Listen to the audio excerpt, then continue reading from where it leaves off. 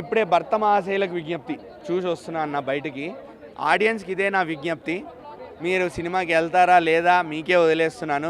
మీరు ధైర్యం చేసి మీరు వెళ్ళాలి సినిమాకి, కాబట్టి మీకే వదిలేస్తున్నా. సినిమా సినిమా సినిమా విషయానికి వస్తే అన్న చాలా చిన్న సినిమా, 2 గంటలు 2 గంటల 10 నిమిషాలు పావు గంటనో, నాకు 4 గంటల సినిమా చూస్తున్న ఫీలింగ్ వచ్చింది. అంత దారుణంగా ఉందంటే మీరు అర్థం చేసుకోండి. నాకు ఫోన్ తీస్తున్నానా ఫోన్ చూసుకోవాలా అర్థం కావట్లేదు, లోపల నెట్ రావట్లేదు, ఏం చేయాలో అర్థం కావట్లేదు, తలకాయ నొప్పి. నిన్న ఎంత హ్యాపీనెస్తో ఎంత సాటిస్ఫాక్షన్తో బయటకు వచ్చానో ఈరోజు అంతే తలకాయ నొప్పితో బయటకు వస్తున్నాను. ఛాయ్ పడాల్సిందే నాకైతే మాత్రం ఫస్ట్. అంత దారుణంగా ఉందన్న. ఏందన్న రవితేజ అన్న, అసలు మీ పొటెన్షియల్ ఏంది, మీ క్యాలిబర్ ఏంటి, సినిమా మీద మీకున్న పిచ్చి ఆ ప్యాషన్ ఏదన్నా అదంతా. కిషోర్ తిరుమల గారు మీరు కూడా మంచి సినిమాలు తీసేవాళ్ళు సార్. మీరు మీ మీద నమ్మకంతో రవితేజ అన్న మీద హోప్తో వచ్చామన్న సినిమాకి. అనవసరంగా మా సంక్రాంతి మూడు ఖరాబ్ అయింది. అంత దారుణమైందన్న. అంటే మీరు కామెడీ పండించడానికి ట్రై చేసి మీమ్ మెటీరియల్స్ వాడేసి ట్రెండింగ్గా ఉన్న టాపిక్స్ వాడేస్తే అయిపోద్దా?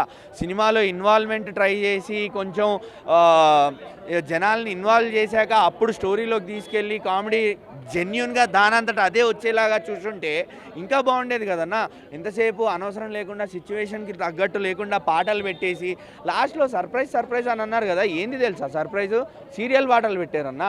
అంటే 90s కిడ్స్, వీళ్ళకి కొంచెం నాస్టాలజిక్ మూమెంట్స్ ఉంటాయి, వీళ్ళ వీక్నెస్లతో ఆడుకోవచ్చు అని చెప్పి మీరు సీరియల్ పాటలు పెట్టేసి సంబంధం లేకుండా అక్కడ సిచ్యువేషన్ అవసరం లేదా సీరియల్ పాట అన్న. 2 గంటల సినిమా చూసాం మేము ఆల్రెడీ, బాగాలేదు. మీరు అక్కడ సంబంధం లేకుండా సీరియల్ పాటను డీజేలో ఇరికించి అమ్మాయిలందరితో రవితేజ నన్ను డాన్స్ చేపిస్తానంటే అన్న ఎందుకన్నా మాకు ఇది టార్చరు.